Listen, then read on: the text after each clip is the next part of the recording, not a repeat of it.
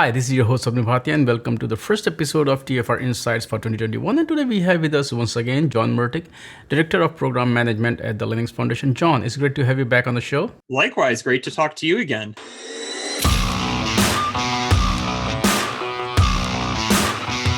If I'm not wrong, the Open Mainframe project at the end of 2020, you guys announced new project, new members. But before we talk about all of that, I want to know from you, how do you see the evolution of the project throughout the year, its adoption? So talk about that. You know, the mainframe community, as we've always talked about, has open source in its DNA. It was, if you go back to the 50s, that's, the predecessor roots of open source come from the mainframe community. So it's always had that in there. The Open Mainframe project has really done an amazing job of just bringing that back out of the community. And what we have continued to see is this community more and more rediscover open source and look to bring new projects, new efforts, looking to the Open Mainframe project first as a place to bring a project. And it's really been fantastic. And in addition to that, if I look at just the mainframe community in general, it's a tight-knit community, but it's one that pulls together, and it's one that always really works well together and is out for one another. And I work across a lot of different technology areas, and I find that is just a very unique thing. This community cares about the technology, they care about each other, and they care about where this technology is going. And that's the perfect combination for a foundation like this to be successful. Now let's talk about the new project. I think it's called Tessia, and some new members that have joined the foundation. Awesome. So Tessia is a project focusing on the Linux on Z side of the house. So many of our projects recently have been ZOS focused. So this is getting the Open Mainframe project back to its roots. It's an interesting project that works onto system configuration for Linux on a Z system. It came from a project inside of IBM. This is a great project example here of, they presented at Open Mainframe Summit back in September of last year. And after just seeing all the energy and all the excitement around it, they were approached by people in the community and say, you should really bring this to the Open Mainframe project. And within a couple of weeks, it was on the TAC agenda ready to come in. And that's just starting to show that this community is starting to see the Open Mainframe project as a place where these projects look to come and a place where they can flourish and be successful. In addition, we had two great new members join at the end of this year. Red Hat, which is a very household name in the Linux world, but also HCL, which is a global organization. And they have, especially HCL, has a lot of investments on ZOS and is spending a lot of time in Zoe and looking to build additions and add-ons onto it. And when you have two names like this coming, it's showing that your project is growing up. I mean, we've had some earlier new member announcements earlier this year and last year of some smaller names, but very important names in the mainframe community. Now we're getting household names in here. And I can tell you there is much more of that to come in 2021. I will go back to Tessia once more just to understand, because if I'm not wrong, it kind of automates a lot of things, all the way from installation to configuration, as well as testing. So can you talk about what is the project all about, what it does for developers who want to play with Z systems? Well, it's really aimed at systems administrators on Z. One of the big challenges is getting those systems up and going, being able to replicate instances. And this is really where its bread and butter comes in. How can that whole instance creation be scriptable? It was a problem that IBM had saw with a number of its customers working with, and sort of started this project. There's some commercial offerings in the space, but this is a really unique that it's approaching it from an open source angle. And it's a really nice complementary technology to a project like Feilong, which is connecting ZVM and various cloud stacks as well. So it really starts to create an open source stack for Z automation. Right. And who are you targeting with that? Because if you do look at, mainframe, you're also trying to attract a lot of new people towards, the mainframe, which also means you have to simplify a lot of things. You have to remove a lot of complexity. And as we have seen last year, security has become a big issue. And there are two major factors. One is misconfiguration and second is bugs. There's nothing you can do about bugs. Bugs will always be part of software. But configuration, they can be dealt with. So can you talk about who are you targeting with this? And what is the scope of this project? The scope of this project is really on that configuration management, especially in rolling out new systems. That is, if you think of a mainframe customer, you think they have one mainframe box, but that mainframe box has hundreds of instances on it, and being able to spin up, run these, get them up and going. And especially with Linux as the guest OS on these systems, you're trying to spin and move nodes around very quickly here. And Mainframe luckily has a lot of the capabilities to do that. I mean, back even in the Z13 days, there were studies where you could run thousands of Docker nodes at scale on a single Z box, and the thing, had tons of capacity even left. This is just an example here of tooling that is really helping system administrators that are looking to really leverage the Linux side of the mainframe, being able to use it in a much more efficient way, and being able to also spin up and bring those instances up and going. Right. Now, thanks for explaining the project. Tessia. Now I'll go back to Open Mainframe. If you look at the project as you were explaining earlier, the project is kind of evolving, like many other Linux Foundation projects. There are a lot of projects within the project.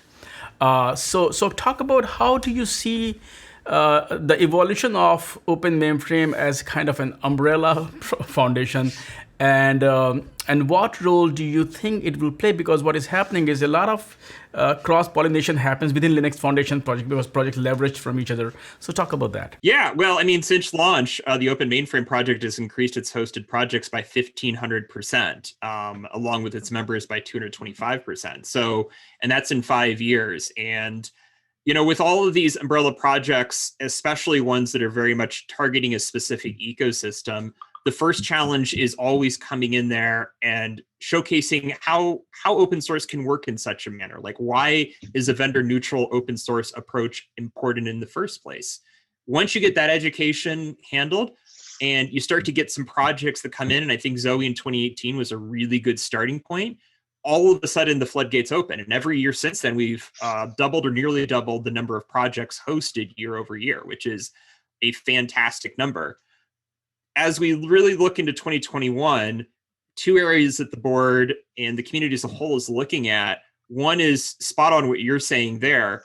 Where are other collaboration opportunities across different ecosystems looking like? And there's some classical tie-ins into the Hyperledger and blockchain space. There's clearly tie-ins into the Kubernetes CNCF space.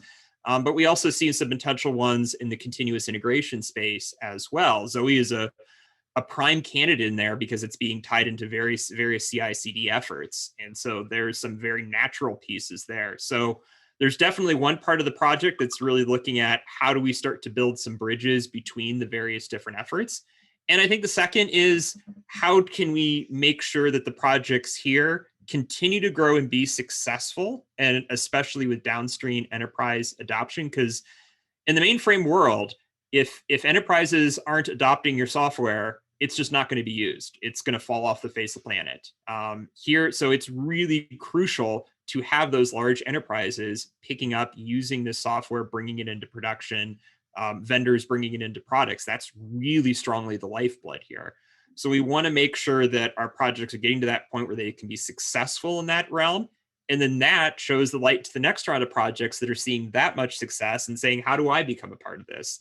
To the point where the projects are just coming in, and it becomes a great problem to have, I think, for our technical advisory council, but also a great way that this foundation can serve the community. And as the adoption of the project, especially across the landscape, is growing, and especially with Open Mainframe, the challenge is that you are trying to expose a technology which has been around for so long to new, developers and new, which also brings us to the point of it's not just about the technology; it's also about people, And you have run a very successful mentorship program there. So can you also kind of talk about that, the state of mentorship? Number one is, what plans do you have for this year as you're seeing not only new use cases, but all those projects who are consuming, because those developers, those sysadmins need to be kind of, they should be kind of expert in that area. Mm-hmm. Absolutely. And the mentorship program, that's been a day one mission of this project, is how can this group train that next generation? And when the Open Mainframe project came to the Linux Foundation, that was a key piece of really where the value was to drive, is they wanted to see mainframe continue for another 50, 60 more years. And, to date, we've had 40 to 50 different mentees that have went through our program, but then also adjacent to that, hundreds of other students that have been touched in one way or another by our program. So it's really been a great success, and we've seen the number of applicants increase at least 30% year over year every single year. So we're getting tons of interest in it.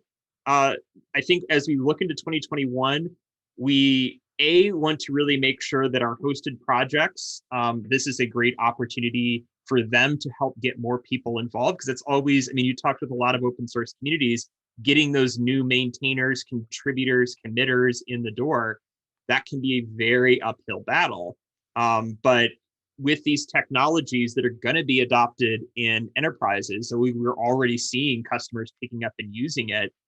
A student coming out of school, going through a mentorship, who's contributed to Zoe, they've set up a job opportunity for them right there.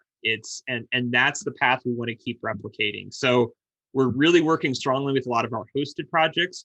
We're working strongly with a lot of our members that are also involved in adjacent open source areas. SUSE has been really great about this, and working with mentees in Cloud Foundry and Kubernetes in the last several years, and that's been a really success point.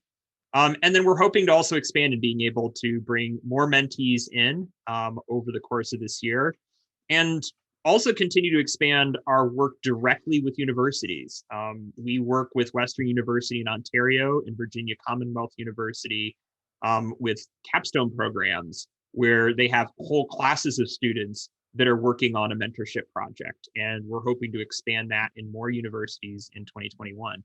When you do plan to expand it, not only to university, but also the whole, new players, we learned from 2020 was that, I mean, it has been a tough year, though for tech, it may be a better year because tech is actually serving while we are stuck at home. All the technology that we are using to get food and to be able to work, most of them are powered by these open source technologies that you guys are building there. But the lessons that we have learned, so in 2021, how do you plan to continue to engage with the community, the ecosystem, the company? I mean, I don't want to jump too much far into, hey, how does the event look like? But we are going to adopt a hybrid approach, if I'm not wrong. So do you have anything that you're looking at? Hey, you know what? Yes, this is what we're going to do in 2021 to have a mixed hybrid approach. Because one thing that I have seen with all these online events, the flip side is that it's yet another online activities. We are already doing schools for kids for online, so this is another online. I don't want to go there. But the second part is that I don't have to be at a specific place and time to attend certain thing. I can consume it from my couch or my study. So there is a mixed bag of pros and cons. So talk about the approach that you're going to take in 2021. Yeah, I mean, that's even for me personally. I remember last fall, over the course of 2 weeks, I spoke at events that would have been in Dublin, Japan, Central Europe. Actually, I think Thanksgiving morning, I did a keynote for a conference in Eastern Europe, right?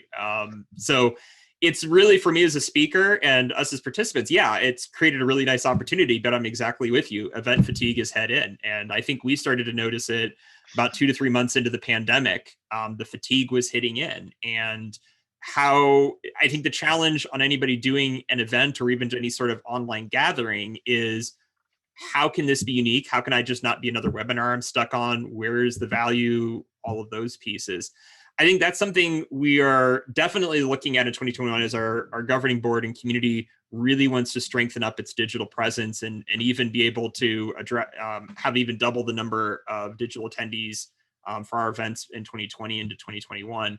For one, we would love to be able to start getting in person with events. I think optimistically, that's probably a fourth quarter activity if this vaccine rollout continues at a pace that we hope it does. But in the meantime, we're still, I think virtual events are always going to be something that's going to be a part of our core no matter what. So we're definitely looking at bringing Open Mainframe Summit back. We are looking into having more monthly events, but using sort of a webinar platform, but trying to have it as a little bit more of an interactive connection. And having some of our project leads go up there and talk about what's going on, how their projects, how they can get involved, but also use it as a way to communicate almost with that sort of meetup feel to it. So I don't think we've quite figured out the right formula. We're going to really try to be very responsive to our community. But I think virtual events are something that is going to be here in 2021. We're not going to avoid it. Could even be a case for 2023. It's really hard to say at this point, or 2022. But irregardless, I think understanding that a hybrid approach of trying to not only get people in person, but also trying to connect the larger world that it's hard to get to these events for is going to be crucial. And that's something we definitely have within our plans. Right. The way I look at it is, since it's like virtually, I mean, it's going to be hybrid. Of course, physical events, the value that it brings, physical interaction, in-person interaction, and then once you're stuck in that place, you will go to booth, talk to people. You know, one of the reasons that we love and hate physical events is that, okay, I am here in Dublin for 3 days now. If I just sit in the hotel room, or if I go, first of all, I don't do that. You have that guilt, right? I could just go and meet so many people. So and once you are there, you just get, one conversation lead to something else. And I mean, I have made so many friends, and I have not made a single friend in any of these online events, to be honest with you. I have covered a lot because I don't have to be physically, moving. I've covered a lot, but I have not. So the role of physical events can never, I mean, it's not just these events in our personal life also, we need physical interaction, but it has to be a hybrid, and it's going to be, you cannot just dump content on, it has to be something just the way. If you look at Netflix, right? Queen's Gambit, the show is so awesome, after the people will just watch it no matter what, even if there is HBO and everything else. So it has to be quality content will sell online. So it will be interesting, as you said, we are still trying to figure out what will work. So that is, content is going to be the king even in this, as we talk about the online event. John, thank you so much for not only talking about the evolution of the project, but also what are the things we should look at in 2021. Especially you talked about the growth of the project and how it's kind of evolving to Umbrella and the mentorship program. And I would love to talk to you again. So thank you. Absolutely. Let's definitely stay in touch.